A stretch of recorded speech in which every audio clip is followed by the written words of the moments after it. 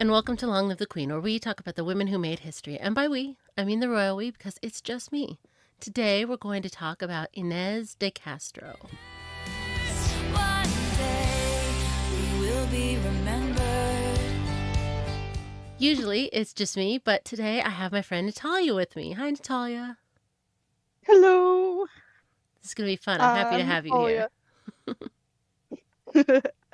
Yeah, I'm excited. I've never been on a podcast before. Oh, yeah, it's fun times, fun times. And we are going to talk about Inez de Castro, who is sometimes called the corpse bride of Portugal. So that's fun. Fun Ooh, days. I did do a tiny bit of Googling about her. Yeah, she's That's, an interesting gal. And most of it happens yeah, after she's not around anymore. yeah. Okay, so Inez de Castro was born in the year of our Lord 1325. Her father was Pedro Hernandez de Castro. Her mother was Aldanza Lorenzo de Valadares, her father's mistress. So she wasn't like an official, legitimate child.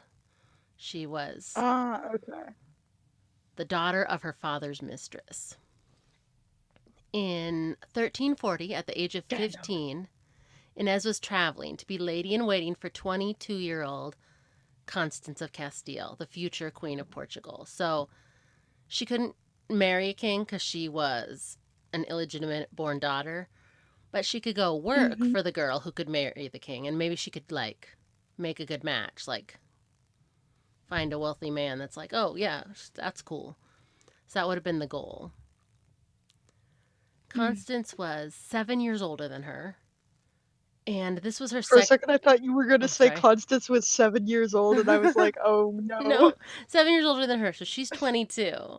Thankfully, that's kind of rare sometimes. Some of my episodes are like, and then she's 6 and she gets married.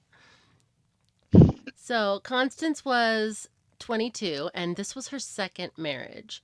And her first marriage was a whole soap opera. That's a whole nother story for a whole nother time. She was married to a different king, and he was a jerk, and she was put in a tower prison. It's very Oh man. Rapunzel, yeah. So she's 22, and now she's going to this king. Like, maybe he'll be better. And 15-year-old Inez was going with her, and she arrived in Portugal in October of that year. Constance's husband, Pedro of Portugal, had a reputation for being impassioned and brutal, and maybe a hint of early dementia. They were like, something's a little off with this guy. Ah, And he wasn't the king of Portugal yet. He was the crown prince, but he was going to be when his father died, the king of Portugal. that makes sense. Yeah. And it was love at first sight between 20-year-old Prince Pedro and 15-year-old Inez. Not his Aw. betrothed, not his wife, Oof. his Oh, that's wife's not great. lady. Prince Pedro became friends with her brothers, and he started neglecting his wife, and most of the court hoped this puppy love would fade. They were like, oh, he's infatuated, but hopefully this goes away. And he was just like propping up her family, like, this is the love of my life. Mm. 2 years after the lady's arrival, Princess Constance was expecting. Her husband was still sleeping with teenager Inez, but she was having a baby, so maybe this was progress. Princess Constance had her baby, Princess Maria, on the 6th of April, 1342. But her husband was still sleeping with his mistress, and his mistress was definitely his favorite. Like, he liked his mistress far more than he liked his wife. His wife was his duty. That's not great. So she, like, started thinking, like, what could I do to stop this affair? So just after the birth of her boyfriend's baby, Inez would have learned that her father was under siege in a neighboring kingdom. And word wouldn't have arrived quickly because sieges slow down the mail a lot. But during that siege, an epidemic of disease broke out, and Inez's father Oof. died. Oh no. Yeah, and he was her most powerful supporter, right? Her mom's just her father's mistress, so that was like the person who was propping her up. And Princess Constance was pregnant again and had her son Louis in 1344. And Mm. that's when Princess Constance had the best idea. She decided to make her lady in waiting godmother to her baby. Oh, because, as according to the Catholic Church back then, that would mean they were related, and her husband would have to stop sleeping with her because she was the godmother of his baby. So she's like, oh my gosh, I'll just make her the godmother, and then she can't sleep with my husband because they're good Catholics, except they weren't really that good of Catholics. oh, So apparently not. this happened, and then the baby died really young, like really, really young. And Oh they were like, no. oh, okay, well, we're not related anymore. Lucky us. And they just kept sleeping together. Wow. Yeah. And That's not great for anybody no, involved. no, not at all. No, the baby died at just 8 days old, so it didn't even, I mean, just a few days after the christening, the baptism, the Oh, baby was that's really gone. sad. And this just increased the suspicion of the prince's mistress Inez. Like people were like, "Oh, maybe Inez had something to do with it." I mean, probably didn't. It's just a sick baby was born, and they didn't have enough supplies to keep it alive. You Medical know? Yeah. capacity. And King Alfonso was fed up. His son needed to move on from this mistress Inez. King Alfonso banished Inez from Portuguese court. He was like, "I don't want to see ya. Like, you don't have to leave Portugal, but you can't stay here." Mm. By February the following year, Princess Constance was pregnant again. But likely during this pregnancy, her husband went MIA. He was gone a lot. And where he So, was spending time with Inez in her banishment. yep, He was just there yep. as often as possible. That was his happy place. That's where he wanted to be. On the 31st of October, All Hallows Eve, 1345, Princess Constance had her second surviving baby, Prince Ferdinand.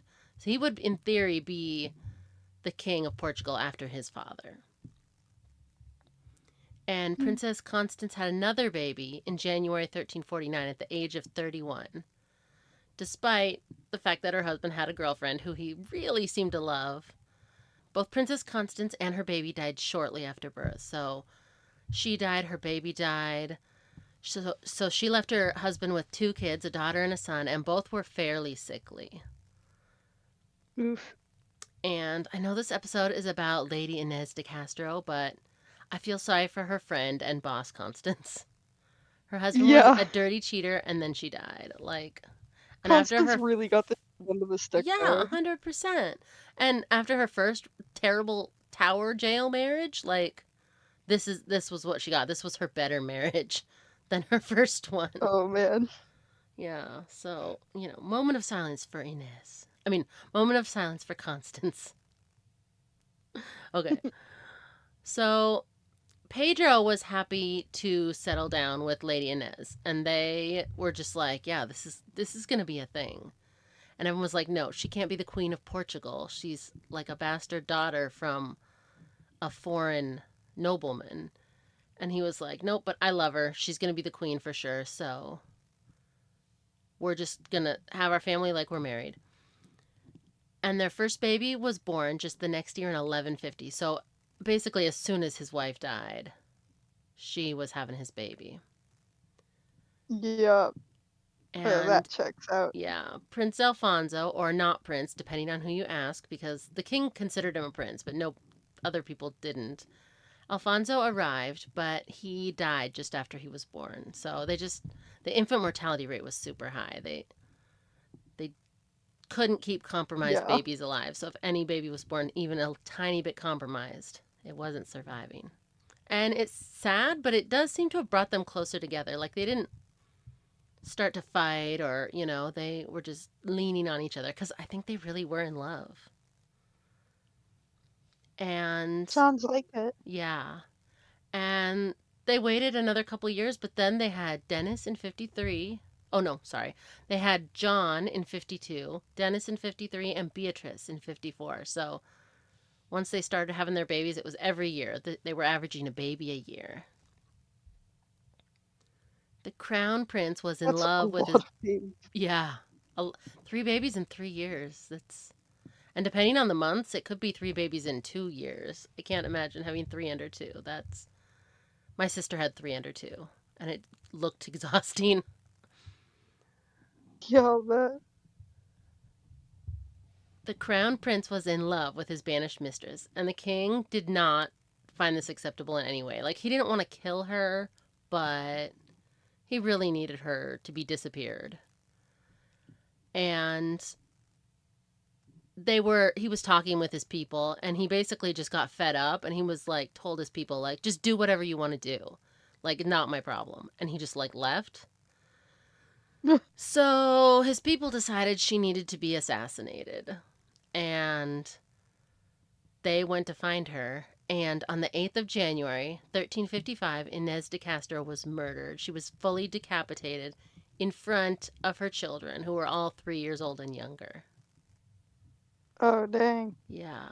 The youngest was just a baby. She wasn't even a year old yet.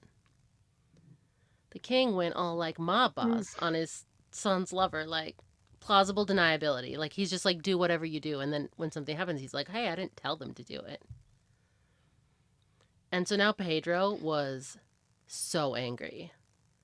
And he raised an army and he rebelled against his father. They were like massively fighting, war style fighting. So he was so mad. But his father won in just under a year. It took almost a year, but a little less. And he was like, okay, fine. I'll come back and I'll do what you say, but I'm still mad at you. And the king was like, okay, yeah, Yo, you're man. pardoned, but, don't do it again. And then shortly after that, his father died. So just after, I mean, at least they got to make amends before he died. But his father died, so the king is dead. Long live the king. The new king was King Pedro I of Portugal, and he was still livid. He was so angry, still. Inez murders had escaped to Castile, which is a neighboring kingdom. It's right next to Portugal, and it's in what is modern-day Spain. And King Pedro, Okay, because I was gonna say that must no longer exist because I've never yeah, heard of yeah, that or no, seen it on Castile that. is kind of the northwest little section of Spain. It's right next to That's Portugal. probably where the Castilian dialect comes Yes, that from. is where the Castilian dialect comes from.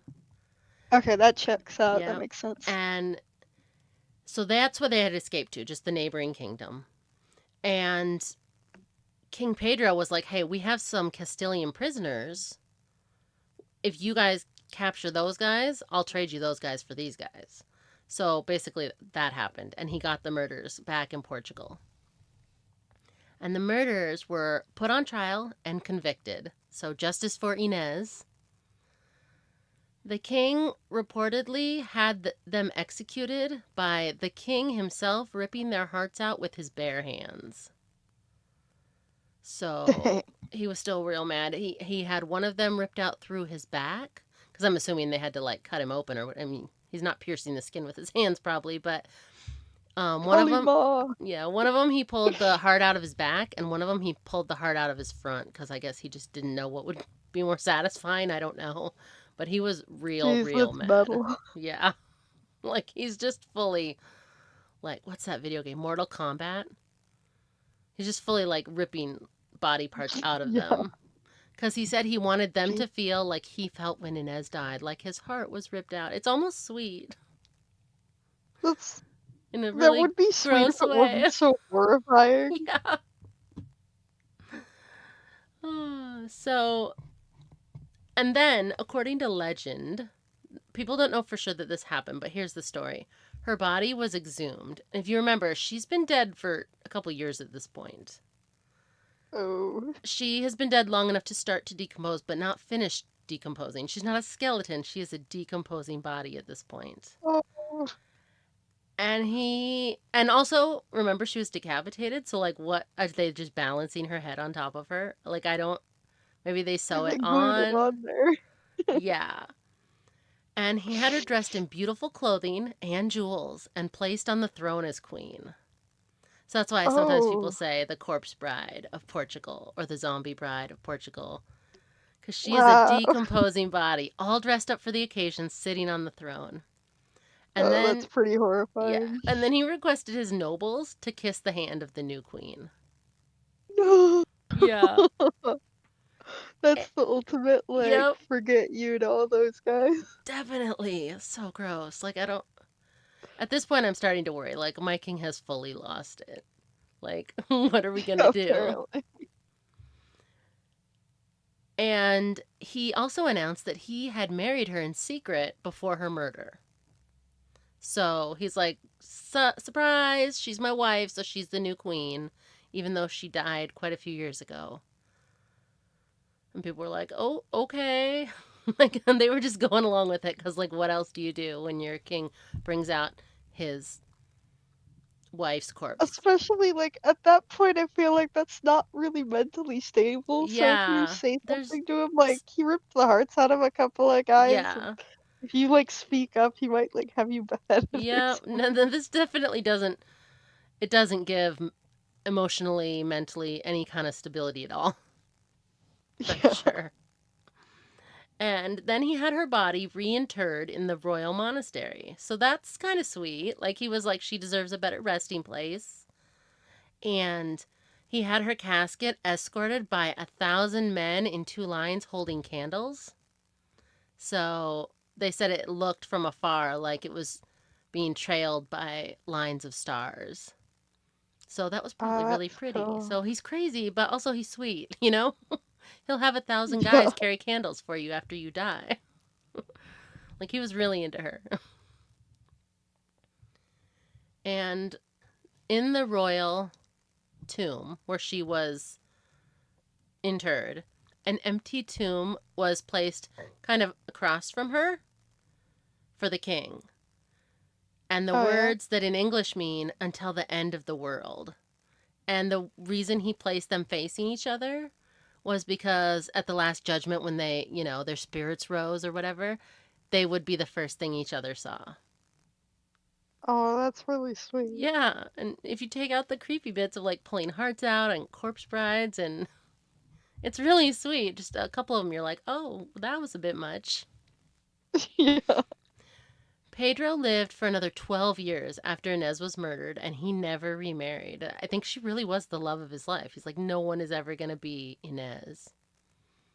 Her oldest son, John, became the Duke of Valencia de Campos, and he had 3 children, a son and 2 daughters. Her second son became Lord John, and he married and had a son and a daughter, and then a bunch more children with other women. So, like father, like son, he had his mistresses as well. And one of those illegitimate children was named Inez after his mother. So that's Oh, that's sweet. sweet. Yeah. And her daughter became a countess when she married the Count of Albuquerque. I'm trying to say it in, like, not Oh, like American. Albuquerque. It's Albuquerque, but it's in Portuguese it's Albuquerque. I can't hear that name without thinking of like Bugs Bunny. Like I Yep. I knew I should have taken that left turn at Albuquerque. Yep. Yeah, I'm trying to not sound, nod to the Portuguese. And she had one daughter who became the Queen of Aragon. So her daughter became a queen, which was another neighboring Oh, country. nice. It would be in the north of Spain. It's what is Spain now, Aragon. But instead of being in the northwest like Castile, it's in the northeast of Spain. So it'd be pretty far away. It's across the entire Iberian Peninsula that she was queen of. And Nice. Inez de Castro's story is immortalized in several plays and poems in Portuguese, and there have been over 20 operas and ballets created about Inez de Castro because it's such a love story, like a tragic It love is a very story. compelling tale, yeah. Yeah, it's Romeo and Juliet vibes before Romeo and Juliet was even written. The estate where she was rumored to be killed, because I don't think they know for sure, but there's an estate where she was rumored to be killed, and in English it means the estate of tears. And it has been converted into a hotel, so you can stay there. The I remember fountain, hearing something about like a fountain there that they said was like yeah, made out of her tears or the something. fountain is named Born of Her Tears. And it stands on the property where she was killed, and supposedly her blood still stains the stone bottom. And there was rumors about when she was killed that the water in the fountain turned to blood and all this crazy stuff. Dang, that's hardcore. Yeah. The estate is reportedly haunted by the ghost of Inez, who is heard crying on the grounds, eternally searching for her lost love, Pedro. And that is where I'll leave it for now. What did you think of Inez de Castro? That was pretty hardcore. Like there were some moments in it where it's like, oh, that's really sweet, and then there were some other moments in it where it's like, wow, this is every dark romance author's Right? dream. Right? It's like a horror movie, but also a rom-com, you know? Yeah. I don't know if that's a genre I that. feel I feel sorry for the like other woman though, Yeah, the legitimate Constance. bride. Yeah. Yeah. Yeah, well, and her first husband was just a real bummer. Like she was like imprisoned and the Pope had to get involved and be like, "You need to let her go." And then Dang, she goes to a you should better do that marriage one and next. that's the That one sounds where really interesting. right? Yeah. Just like Constance needs her own episode where I just cover her whole life, I think, cuz she was in it to win it, but it did not go well for her. Yeah. And I'm glad Inez finds love, but I have a hard time rooting for her and her boyfriend before Constance dies. But then after Constance dies, I'm like, well, now he's sad. And like, I don't know. Now they can just be in Yeah. love. But like, poor Constance. Thank you so much for joining me for this podcast. Yeah, thank you for having me. It was Yeah, it fun. was fun. Will be remembered.